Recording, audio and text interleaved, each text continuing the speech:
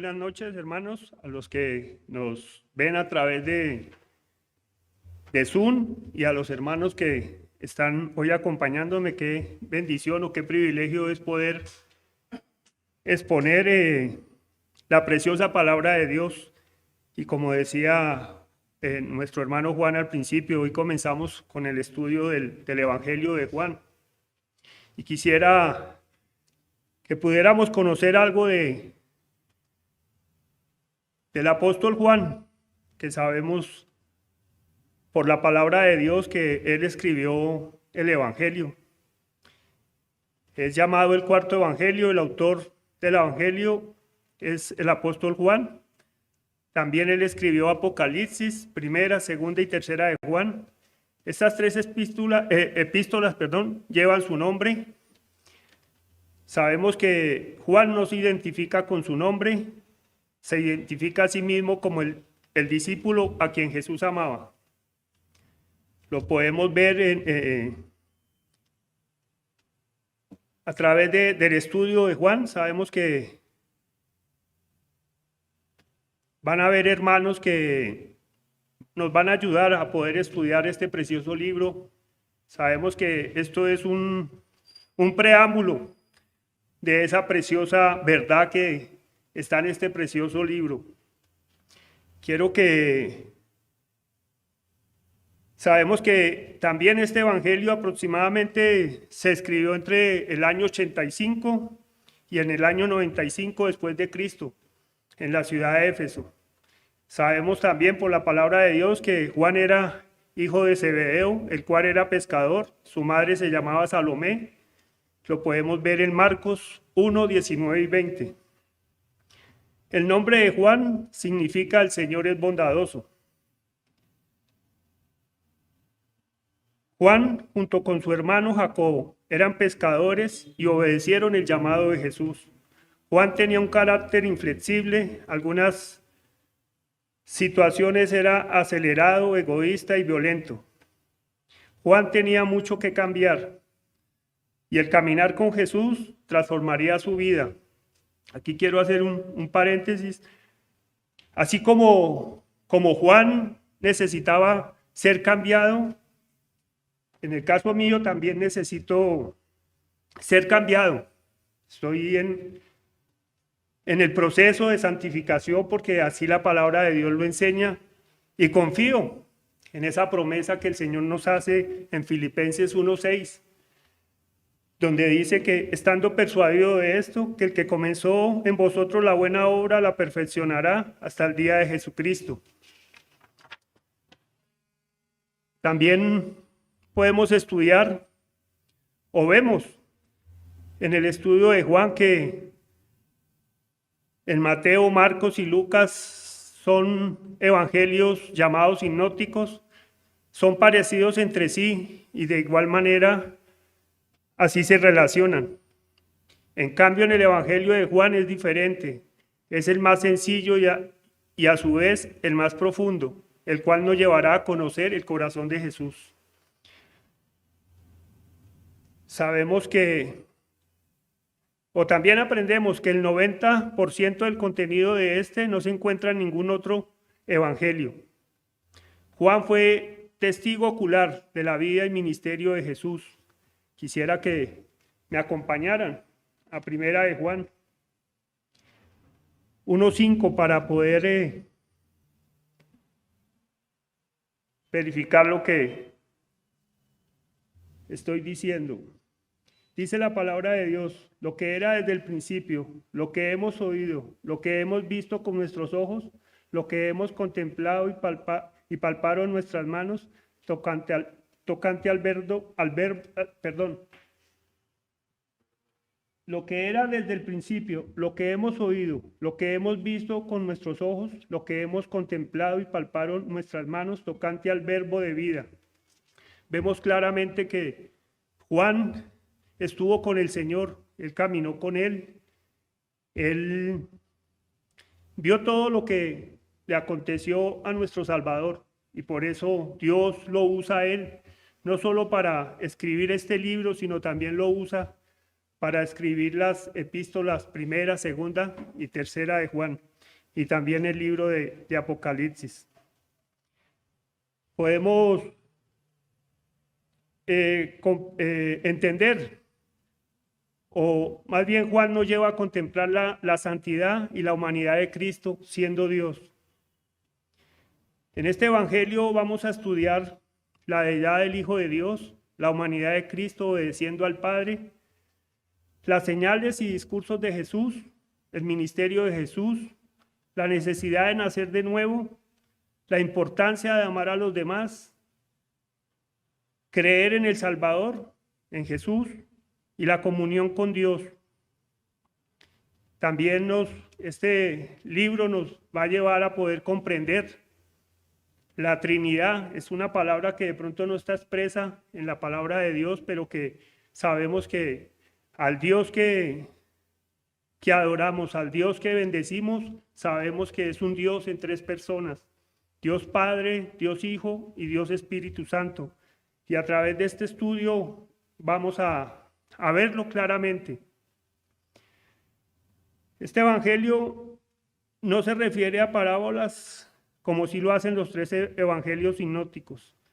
Las palabras más usadas por Juan son amor, Padre, testificar, testimonio, luz, vida y creer.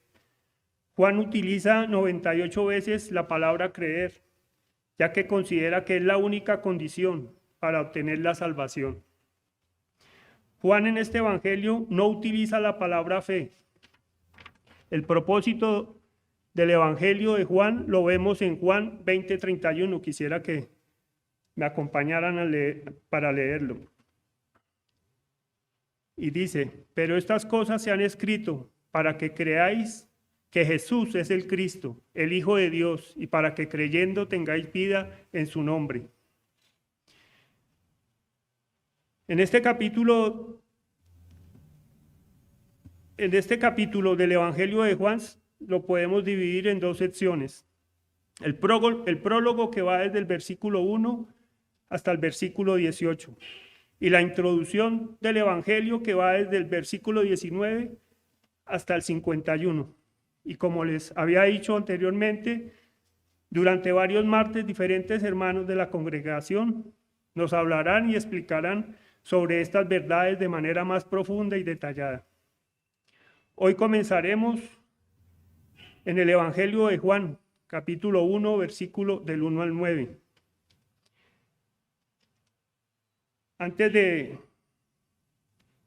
arrancar, quisiera que por favor oraran conmigo, para que no sea yo, sino que sea Dios mismo a través de su palabra, llevándonos a comprender esta riqueza tan grande que se encuentra en este Evangelio. Podemos ver a ese Dios eterno hecho carne, y eso es lo que este libro nos va a llevar a comprender. Entonces quisiera que me acompañaran orando, por favor. Padre, quiero darte gracias, Señor, por este tiempo. Señor, gracias, Señor, por tu palabra, Señor. Gracias porque te has permitido que te hayas revelado a nuestra vida, Señor. Gracias porque los que hemos creído en ti, Señor, estamos confiados y seguros que tu palabra es verdad, Señor.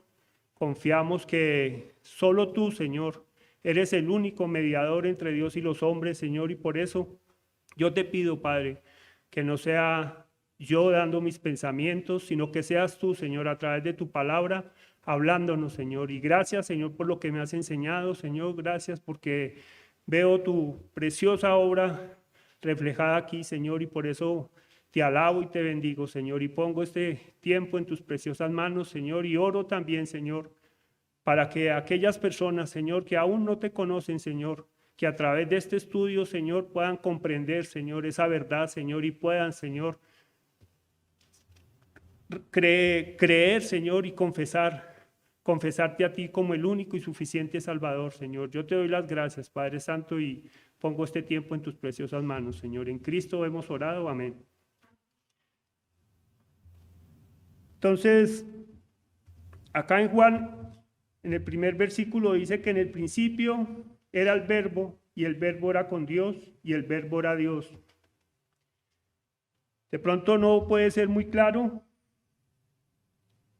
pero quisiera que lo leyéramos en la traducción Dios habla hoy, que dice: en el principio ya existía la palabra, y aquel que es la palabra estaba con Dios y era Dios.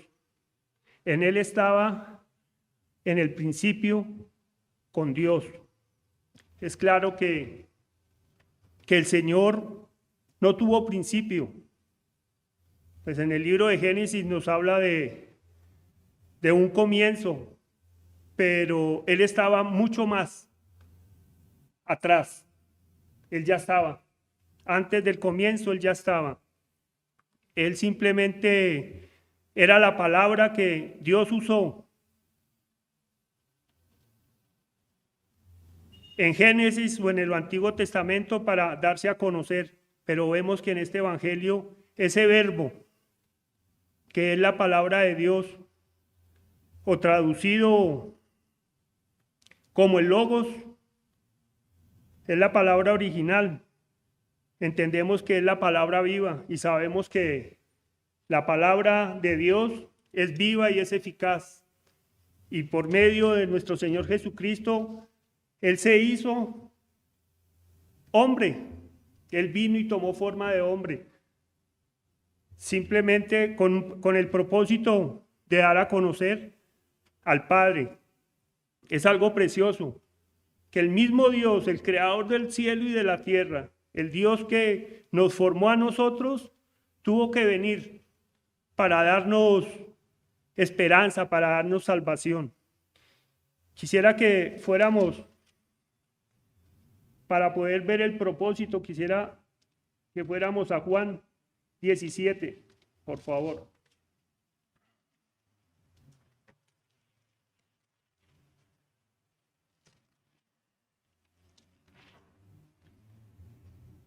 Y esta es la razón por la que el Señor tomó forma de hombre. Y esta es la vida eterna, que te conozcan a ti, el único Dios verdadero, y a Jesucristo, a quien has enviado. Vemos que el Dios que nunca tuvo comienzo, que el Dios eterno vino a esta tierra. El Hijo de Dios vino a obedecer al Padre. Vino con el propósito de darle a conocer al Padre, pero también de poder salvarnos a nosotros, porque así lo expresa la palabra de Dios. Vemos que también hay sectas o religiones que muchas veces dicen que Cristo es una energía o que Cristo es una sombra. No sé cómo escribirlo, pero lo único que puedo decir es que ese Dios es un Dios vivo, es un Dios eterno, un Dios que vino, se encarnó, tomó forma de hombre y vino con el único propósito, como dice Juan, de dar a conocer al Padre. Siendo Dios, vino con ese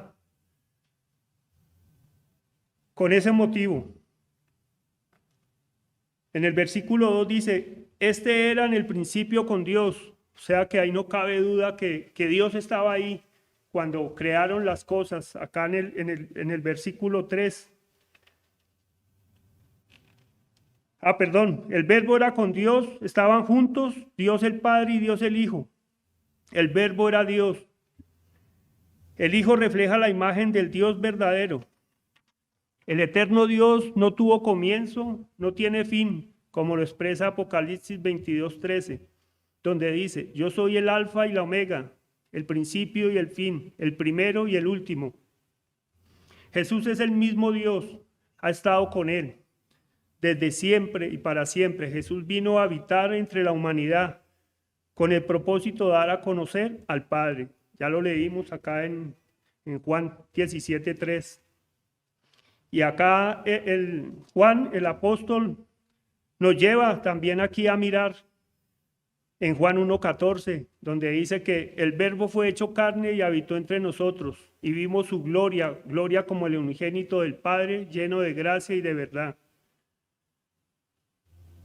Vemos la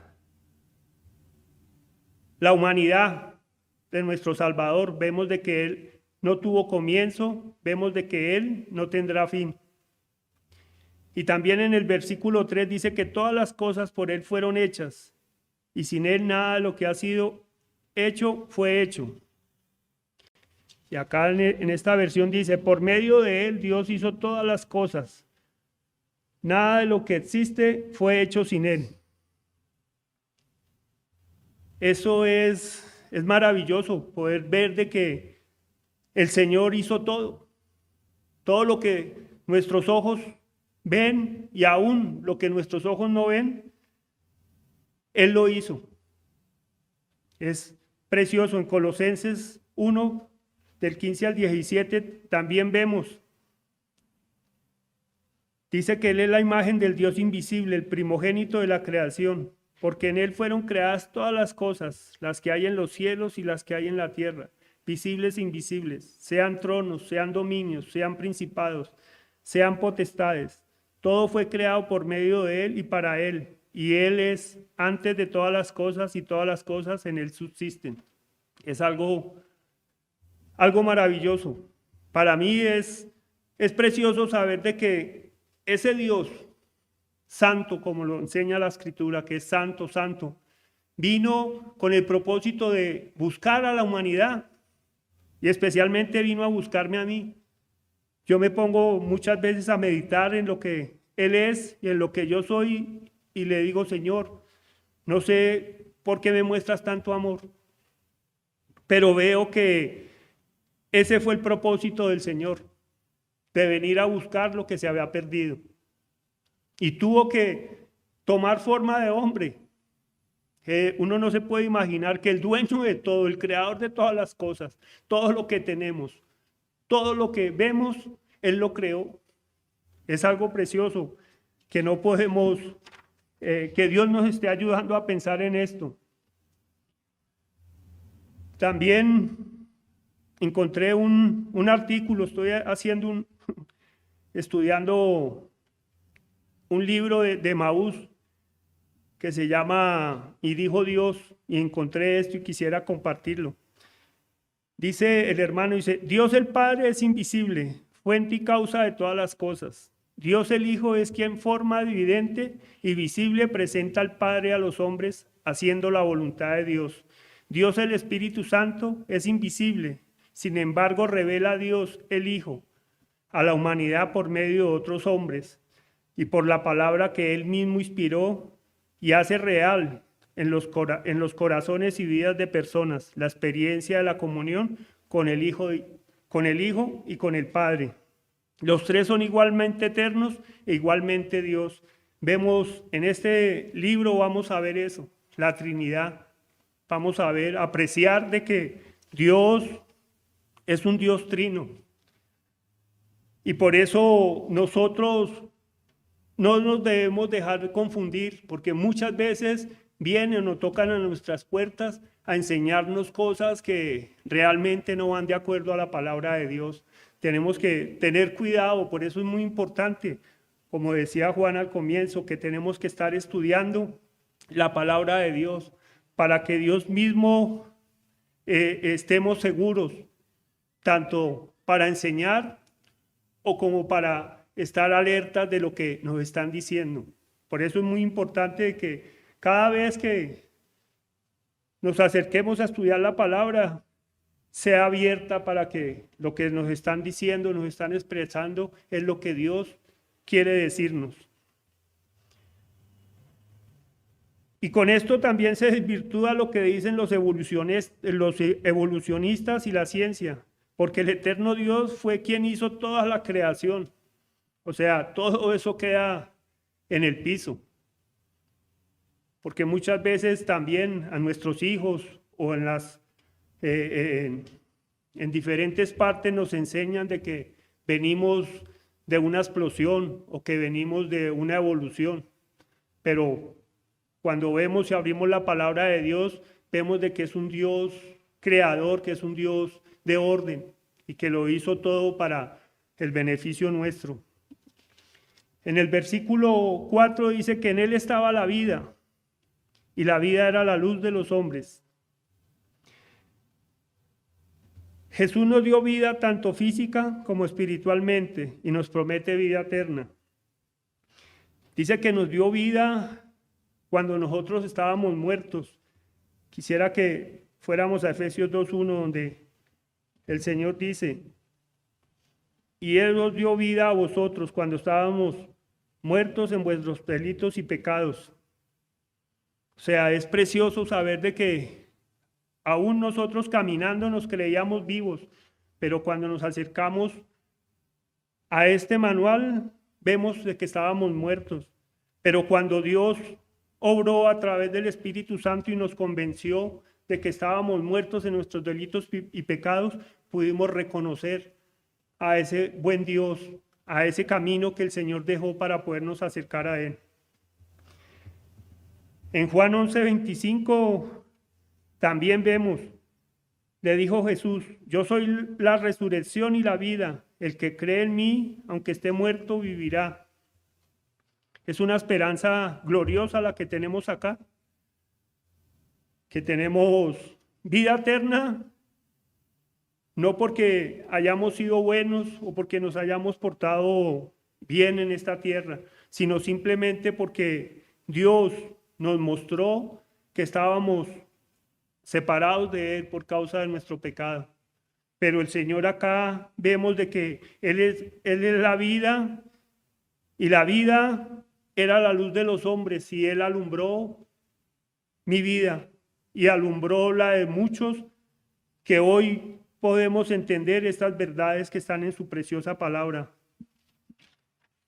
En el versículo 5 dice: la luz en las tinieblas resplandece, y la luz y las tinieblas no prevalecieron contra ella. En Juan 8:12, quisiera que leyéramos Juan 8:12.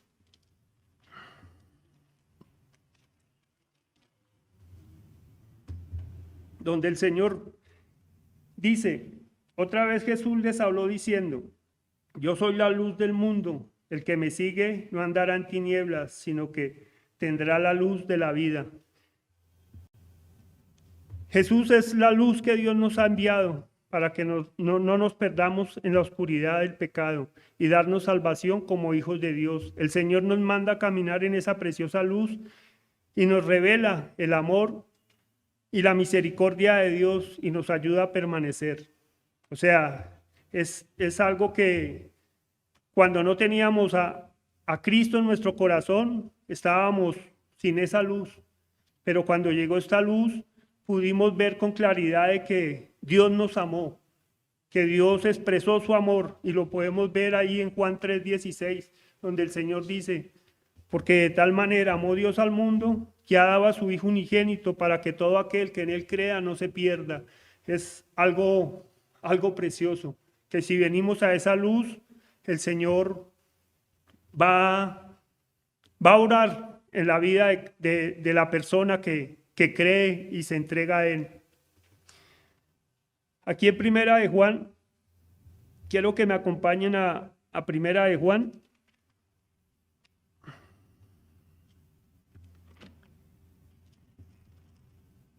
Capítulo 1, versículo del 5 al 7, que dice: este es el mensaje que hemos oído de Él y os anunciamos: Dios es luz y no hay ningunas tinieblas en Él. Si decimos que tenemos comunión con Él y andamos en tinieblas, mentimos y no practicamos la verdad. Pero si andamos en luz, como Él está en luz, tenemos comunión unos con otros, y la sangre de Jesucristo, su Hijo, nos limpia. Es algo precioso lo que el apóstol Juan nos enseña, de que si andamos en luz, estamos con el Señor. Si andamos en tinieblas, pues esa luz se va a opacar. Pero Dios no quiere eso. Dios quiere es que continuemos este camino, y nos manda a amarnos a nosotros, nos manda a que estemos pensando lo mismo. En el versículo 6, el Señor acá nos muestra que iba a enviar a un hombre. Lo vemos cuando Dios es el único hombre que Dios profetiza que iba a venir con un mensaje. Y en el versículo 6 dice, hubo un hombre enviado de Dios, el cual se llamaba Juan. Sabemos que él es el Juan el Bautista cuando leemos Mateo, Marcos y Lucas. Sabemos que por la palabra de Dios que era hijo de Zacarías y Elizabeth, primo del Señor Jesús, que desde el vientre de su madre fue escogido y enviado por Dios para anunciar a Jesús, con el propósito de hacer un llamado a la fe en Él, al arrepentimiento de los pecados y a la obediencia, y los bautizaban agua. Asimismo, se nos manda a nosotros anunciar las buenas nuevas de salvación. Yo quiero que vayamos a Romanos 10, versículo 14 y 15.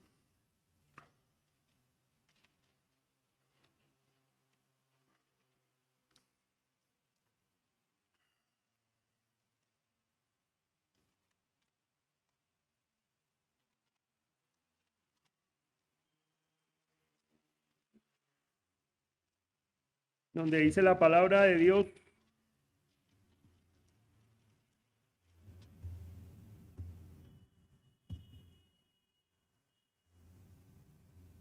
Romanos 10, 14 y 15. Uy, estoy leyendo Corintios y es Romanos, Padre. Esto es producto de los nervios, hermano, pero le doy gracias a Dios por ello porque tomo la palabra como lo que es ella. Pero solo Dios puede hacernos entender esto y quisiera que leyéramos Romanos 10, capítulo 14 y 15, donde el Señor dice, ¿cómo pues invocarán a aquel en el cual no han creído? ¿Y cómo creerán en aquel en quien no han oído? ¿Y cómo oirán sin haber quien les predique? ¿Y cómo predicarán si no fueren enviados? Como está escrito, cuán hermosos son los pies de los que anuncian la paz, de los que anuncian las buenas nuevas. Y en primera de Pedro 2:9 dice, mas vosotros sois linaje escogido, real sacerdocio, nación santa, pueblo adquirido por Dios, para que anunciéis las virtudes de aquel que os llamó de las tinieblas a su luz admirable. Así como Dios envió a Juan con ese fin de preparar el camino al Señor, Dios también nos envía a nosotros. Todo creyente, sin excepción, tiene ese llamado de ir y anunciar las buenas nuevas de salvación, de ir a contar de que el Dios eterno se hizo hombre, que el Dios eterno se hizo hombre, pero que ese hombre vino con un propósito de dar su vida en rescate de la humanidad. Sabemos que muchos de pronto oirán esto y no creerán, pero nosotros sabemos que debemos de hacerlo. Hay familiares, amigos, vecinos que aún todavía no conocen del Señor y el Señor nos manda de contar estas verdades y nos manda a ir. Y cualquiera que se pare en el púlpito o que diga que ha recibido a Cristo como su Señor y Salvador, tiene esta responsabilidad de contarle a otros las buenas nuevas de salvación. Así como Dios envió a Juan, el Señor nos envía a nosotros. Y sabemos que es un mandato del Señor, no hay opción. Y eso es lo que verdaderamente nosotros nos debemos apropiar y contarle a otros. Yo le doy gracias a Dios que me gozo en contar las buenas de salvación. Cuando me dan la oportunidad, hablo desde Cristo. Hablo de lo que el Señor dice, que hay un solo camino. Muchas personas piensan de que hay religiones que los van a salvar, pero la palabra de Dios acá en Juan 14:6 nos enseña, donde el Señor dijo, yo soy el camino, la verdad y la vida. Nadie viene al Padre si no es a través de Él. Es algo precioso que nosotros debemos de hacer. No sé el Señor qué tendrá que hacer para movernos, para que podamos entender esa misión, así como de Juan, de testificar de la luz verdadera de nuestro Señor Jesucristo. Juan el Bautista anunció valerosamente al punto de perder su vida. Eso lo podemos también ver a través de la escritura, de que Juan no le importó, y al final lo vamos a ver. Sé que en el estudio vamos a ver de que él usa un pasaje donde él dice que él quiere menguar para que crezca Cristo. Y eso es lo que nosotros también debemos de pedirle al Señor, que menguemos del orgullo, que menguemos de nuestro pecado, para que Cristo esté creciendo en nuestro corazón y podamos vivir de acuerdo a esa luz, a ese llamado que el Señor nos hace. El versículo 8.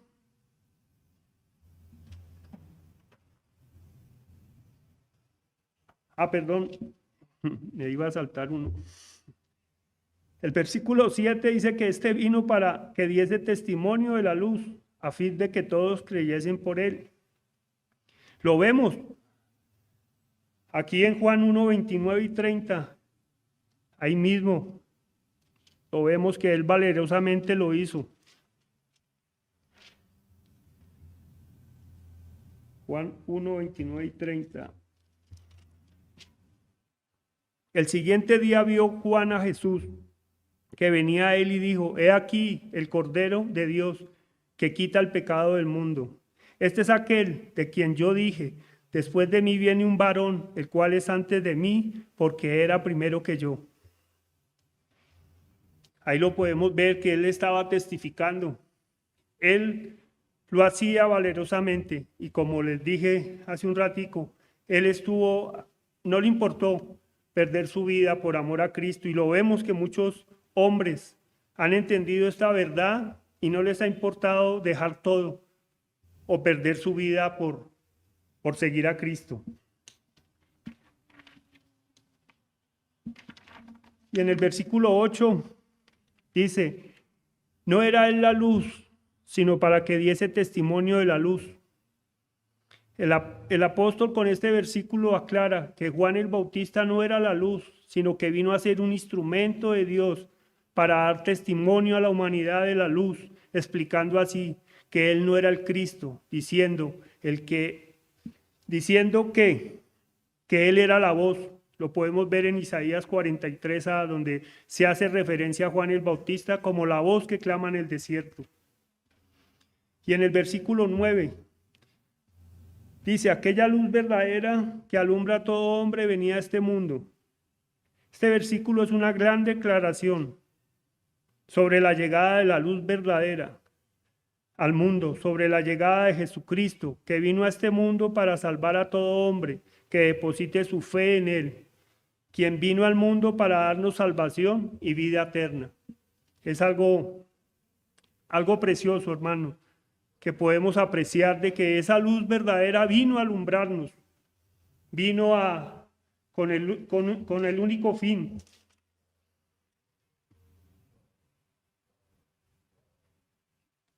Otra vez quiero leer Juan 8:12, dice: otra vez Jesús les habló diciendo: yo soy la luz del mundo, el que me sigue no andará en tinieblas, sino que tendrá luz de la vida. Es algo precioso que podemos encontrar acá, y cualquier persona que lo rechace, pues en este libro Dios nos va a ayudar a comprender esas verdades a nosotros, para que nos animemos a poder compartir del Evangelio. Y también Dios va a usar este precioso libro para que esas personas que no conozcan al Señor puedan acercarse a Él, y para que puedan mirar esos pasajes que son claros, como en Juan 3:36 dice: el que en Él cree, el que cree en el Hijo tiene vida eterna, pero el que rehúsa creer en el Hijo no verá la vida, sino que la ira de Dios está sobre él. Y hay muchos pasajes más que nos llevan a nosotros a meditar, y que estos pasajes vamos a encontrarlos en este precioso, en la luz, en la palabra. Entonces, espero, hermano, que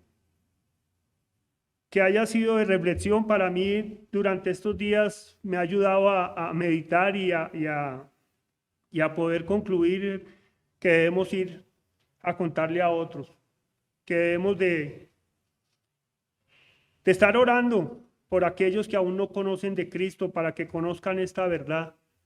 Ese regalo es precioso y es un regalo que Dios quiere que, así como nos llegó a nosotros, que nosotros lo compartamos con otros. Entonces, con eso en mente, quisiera darle gracias a Dios y terminar orando por estas verdades que hay en este precioso libro. Padre, queremos agradecerte, Señor, por tu verdad, Señor. Sabemos que tu palabra es verdad, Señor. Sabemos que tú no viniste a condenar al mundo, Señor, sino para que el mundo sea salvo por ti, Señor.